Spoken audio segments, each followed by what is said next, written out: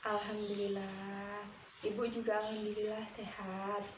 Sebelum kita mulai pembelajaran pada pagi hari ini, kita berdoa terlebih dahulu ya. Berdoa, mulai.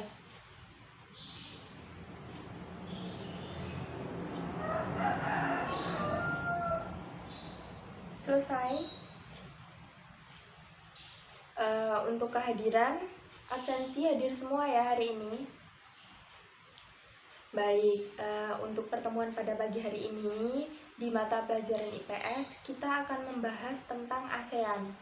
Jadi tujuan dari pembelajaran pada pagi hari ini, Ibu mau kalian itu tahu dan mengerti apa sih itu ASEAN, ada berapa negara yang masuk dalam organisasi ASEAN, dan bagaimana kehidupan sosial budaya dari negara-negara yang masuk di organisasi ASEAN tersebut.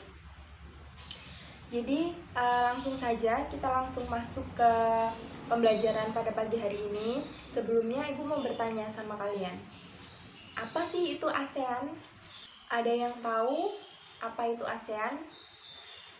Baik, Ibu akan jelaskan ya. Jadi ASEAN atau Perhimpunan Bangsa-Bangsa di Asia Tenggara merupakan sebuah organisasi geopolitik dan ekonomi dari negara-negara di kawasan Asia Tenggara.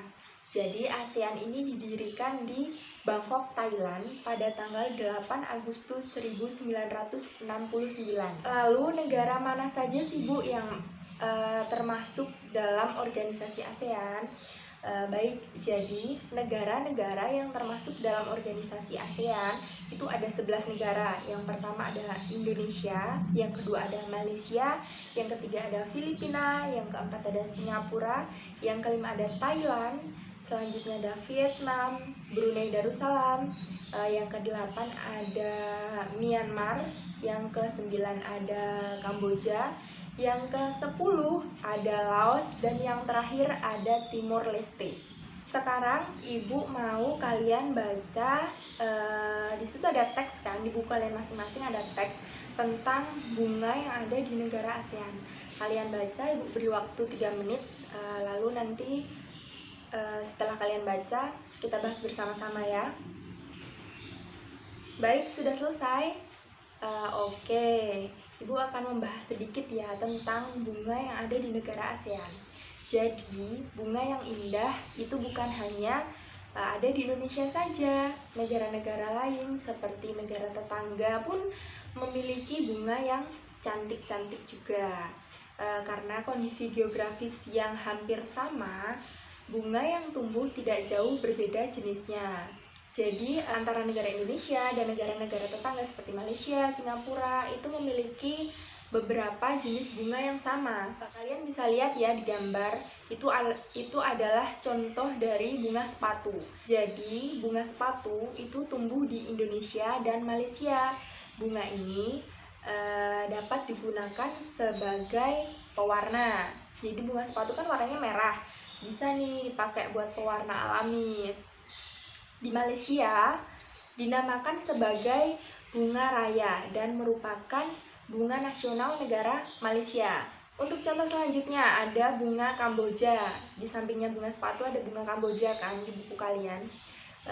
Jadi bunga ini atau bunga Kamboja ini sering digunakan dalam perlengkapan tari di daerah Bali. Jadi ada di Indonesia ya. Dor Kampa atau bunga Kamboja ini tidak hanya ada di Indonesia saja. Di negara Laos juga ada bunga yang serupa seperti bunga Kamboja. Biasanya di negara Laos bunga Kamboja itu digunakan untuk upacara-upacara keagamaan atau penyambutan tamu. Jadi biasanya lebih ke tradisinya. Jadi negara Indonesia, Malaysia, dan Laos itu kan hidup berdampingan. Meskipun berbeda, namun ketiganya memiliki kesamaan, yaitu kehidupan sosial budaya. Kurang lebihnya sama atau perbedaannya tidak terlalu jauh. Masih banyak lagi negara yang memiliki kesamaan dalam kehidupan sosial budaya. Oleh karena itu, mereka menggabungkan diri dalam organisasi yang dinamakan ASEAN atau Persatuan Negara-Negara Se-Asia Tenggara. Jadi sekarang Ibu mau kalian membentuk beberapa kelompok, satu kelompok bisa 2-3 orang. Ibu mau kalian menuliskan apa yang kalian tahu tentang kondisi geografis dan kondisi sosial budaya dari negara-negara yang ada di organisasi ASEAN. Nanti setelah ini kita bahas bersama-sama ya. Boleh dikumpulkan ke depan perwakilan kelompoknya. Jadi kita bahas bersama-sama ya, bagaimana sih Bu kehidupan sosial budaya di negara ASEAN itu. Baik, Ibu akan jelaskan, kalian dengarkan baik-baik. Kita mulai dari negara Brunei Darussalam. Brunei Darussalam adalah negara kesultanan dengan ibu kota Bandar Seri Begawan. Kepala negara Brunei Darussalam adalah sultan, jadi beda sama Indonesia. Jadi kalau Indonesia kan kepala negaranya presiden, kalau Brunei Darussalam itu sultan. Mereka menyebut presiden mereka itu sultan. Dan kepala pemerintahan di negara Brunei Darussalam itu juga sultan. Sebagian besar penduduk di Brunei Darussalam adalah orang Melayu. Bahasa kebangsaannya adalah bahasa Melayu tentunya, dan agama resminya adalah agama Islam. Jadi mayoritas orang yang ada di Brunei Darussalam itu beragama Islam. Jadi persis dengan Indonesia ya.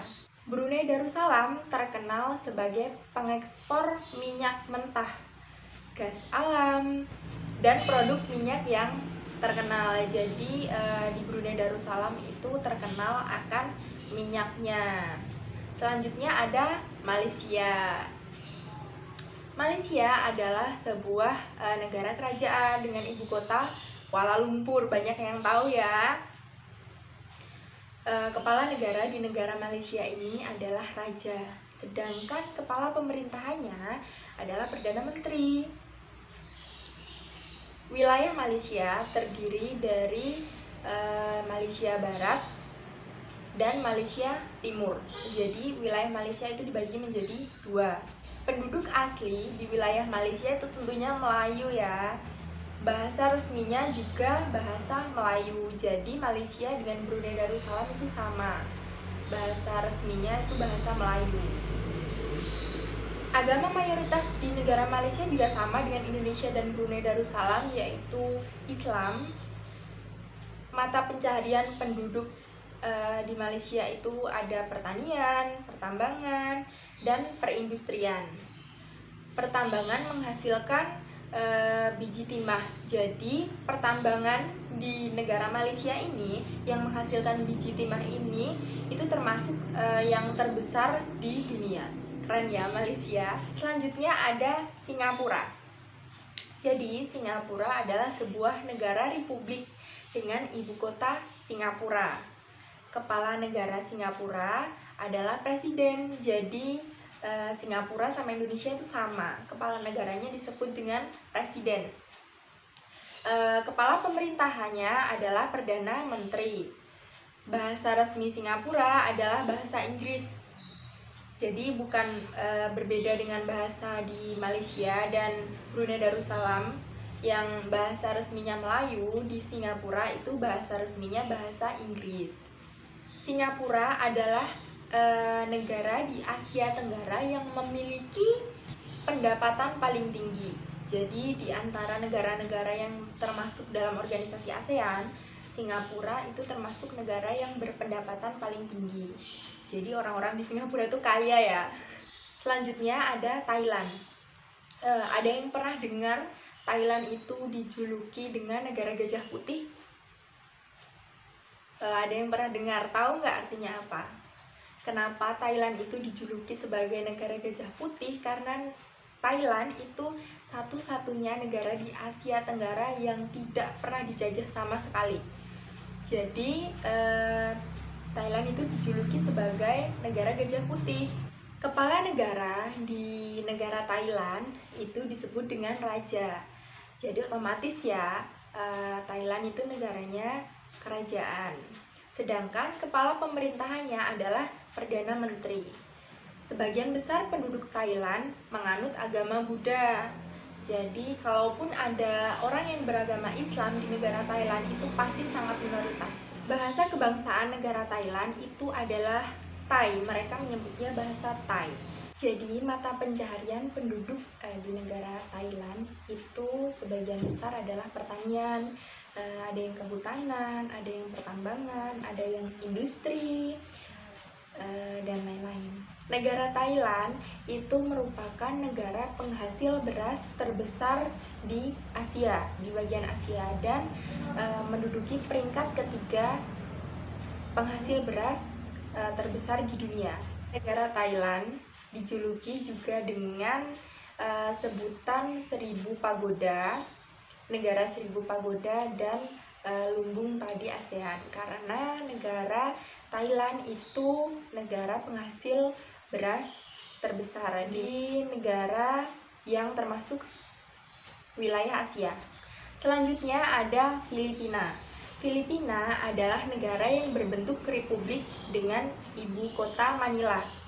Kepala negara di negara Filipina adalah presiden, dan kepala pemerintahannya juga presiden. Jadi kepala negara dengan kepala pemerintahnya itu kedudukannya sama. Sebagian besar penduduk Filipina itu menganut agama Katolik. Jadi bisa dikatakan orang Islam di negara Filipina itu minoritas atau sedikit. Agama Islam itu dianut oleh penduduk di negara Filipina bagian selatan. Penduduk asli di negara Filipina itu bermata pencaharian sebagai petani, pertambangan, dan industri. Selanjutnya adalah Vietnam.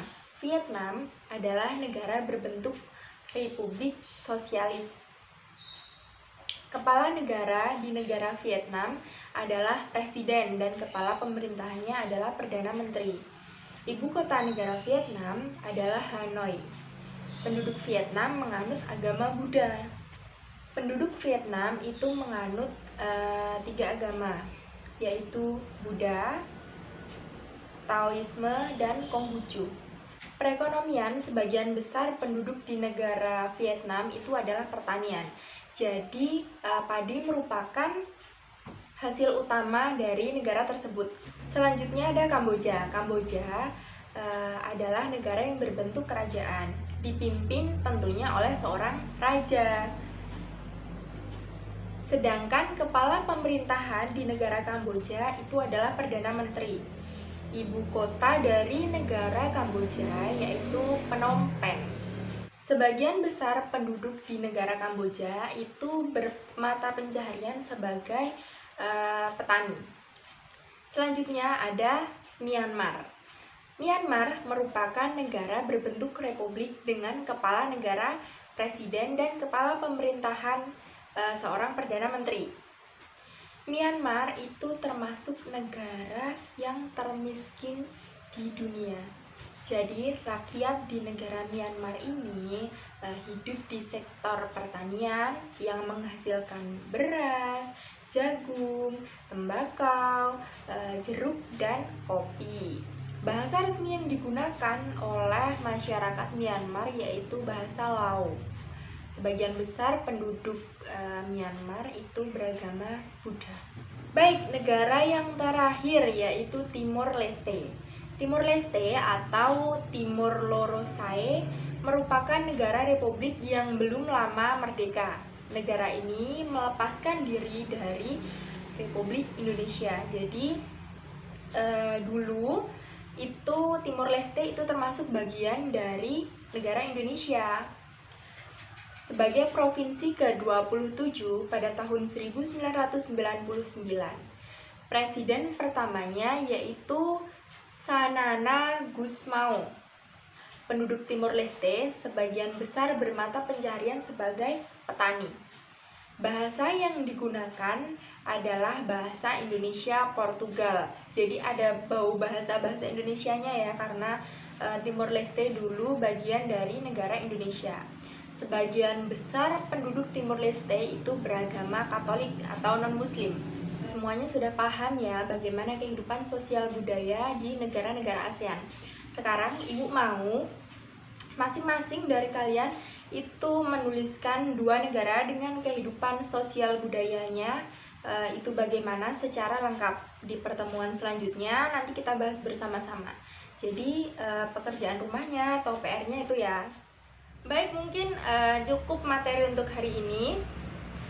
Jika ada yang belum jelas, nanti bisa ditanyakan kepada temannya atau bisa juga tanya ke ibu.